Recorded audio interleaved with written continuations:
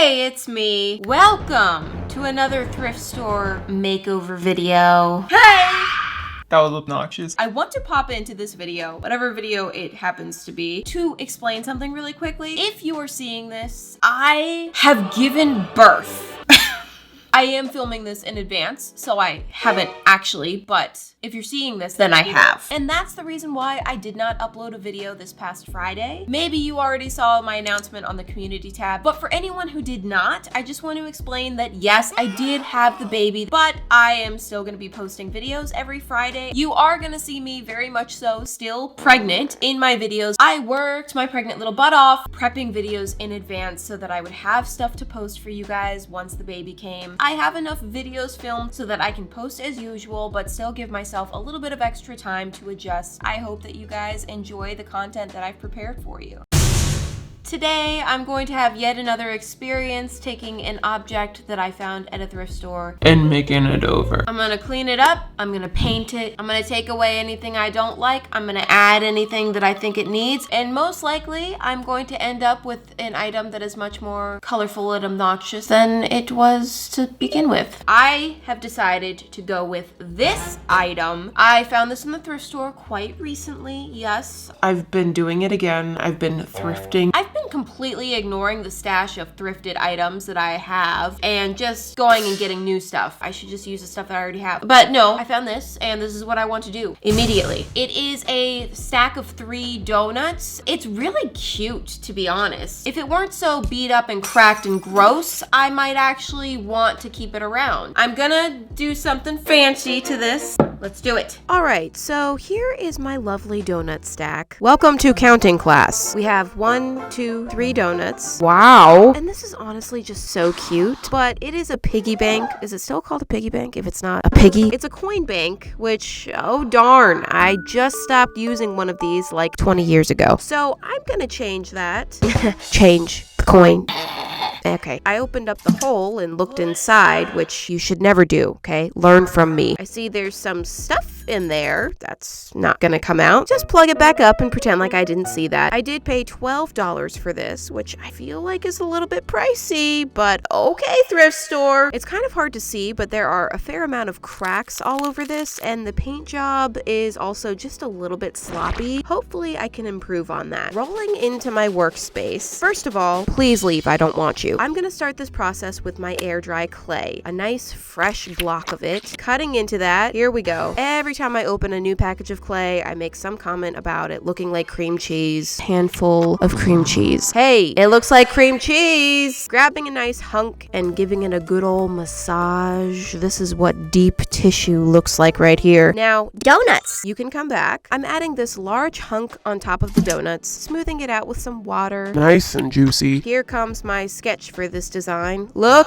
Wait, no, don't look. Well, maybe just a peek. Not too much. I don't want to spoil it. Back to big blob. I'm putting quite a large amount of clay on here, which is concerning to me. I'm very worried about how well this is going to stick to the ceramic, but I don't really have an idea of how to force them to stick together, so I'm just going to shove the clay on there and pray for the best. I'm adding some arms to the blob because this is going to be a new character. New character alert. New character alert. That's not a thing. It was annoying. This little being is going to look like he's sitting inside of the donuts, just holding himself up. Oh, it's gonna be cute. Now that I got his head or his body, is it a head or body? It's kind of one and the same here. I'm coating him with a nice layer of sweat so I can add things to him. First, I'm creating a little half circle. It looks kind of like a macaroni, and I'm gonna add this to the top of his head to serve as his ear. Smooth it out real nice. Time for the other ear, which you will notice is quite differently shaped. That's because this is his natural ear shape. Both of his ears once looked like this. That is before he took up residence in this stack of donuts. And now, not only does he live inside of a stack of donuts, he is becoming one.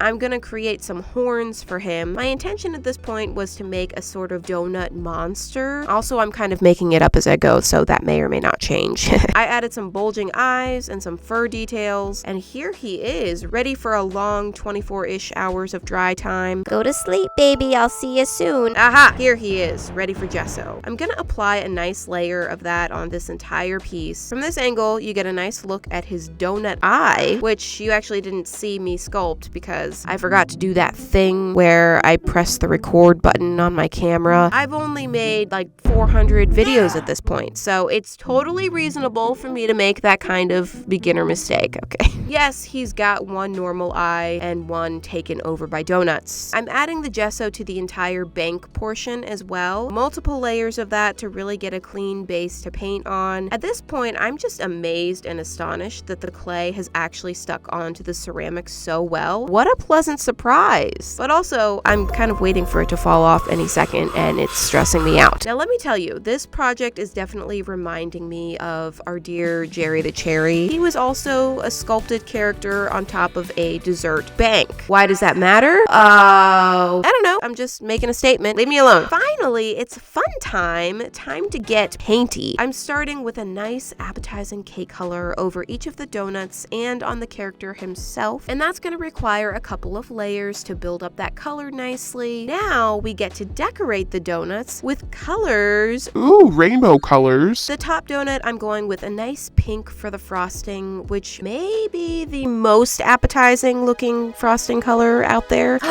I know. That's a big statement. The donut frosting color critics are out there. They're gonna come for me, but I'm gonna stand by it. A nice plump donut with pink frosting. Ooh, that just looks so good. Someone get me a donut, please.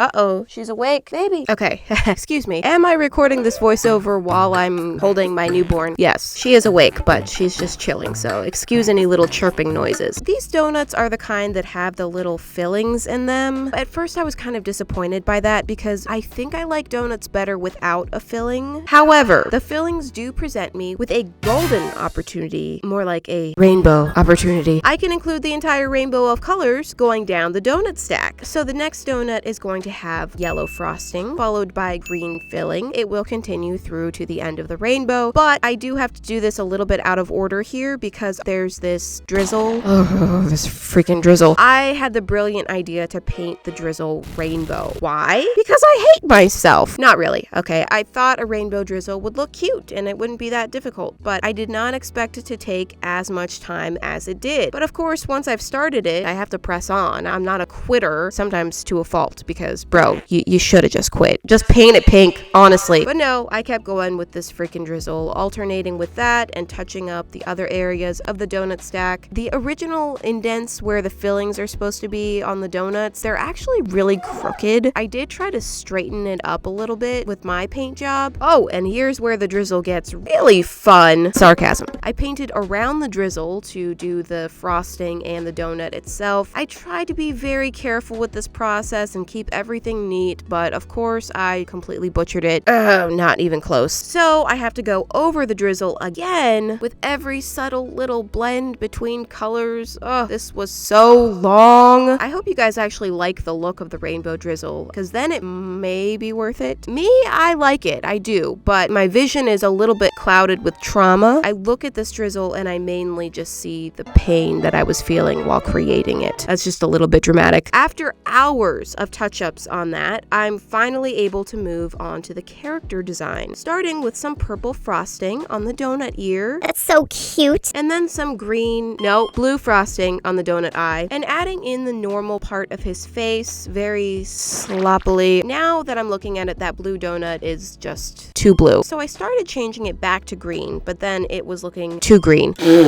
So I opted to do half and half, which I kind of like. Now, as I'm painting this donut monster, I'm noticing that he really reminds me of someone. No, this is not about Jerry again, okay? Leave him and his butt crack out of this. I mean, I can feel a deep connection between him and another one of my characters. Who are you? I know you. Then it hit me. Oh, Tom. This donut monster is clearly Tom. The cockeyed face, the shape of the ears, the horns. There's no denying it. Tom, oh my gosh, I can't believe I didn't recognize you. How did you get here? So this is when I realized that the whole time I thought I was sculpting a donut monster. In reality, I was sculpting an alternate version of Tom, the alien bean body. I know I just designed a new alien bean body. Lotsy, hi. It is getting to be a lot. I get it. But in all fairness, I did not mean to do this, okay? It just happened. But now that he's here, let's at least figure out what this means. I'm thinking that there's a land on Nothalophagus, my made-up alien planet, and it's called Donutsville. That's one word. Donuts Village. This is where everything is made out of donuts and frosting. The longer you live there, the more you change into a donut form yourself. This is what Tom looks like after living in Donuts Village. I will say those round sprinkles or candy things, I don't know, whatever they're supposed to be, they were very prominently raised. So I kind of had to keep them. I guess I could have used like a thin layer of clay, smoothed it over to try to get rid of them. But of course I didn't really think of that until now. I don't hate them, but I do wish there were fewer of them. There's a lot. Okay, it's looking a little pimply. Oh, and we've moved down to the yellow donut, and I'm adding some sprinkles, actual verified sprinkles here. So let's hear it.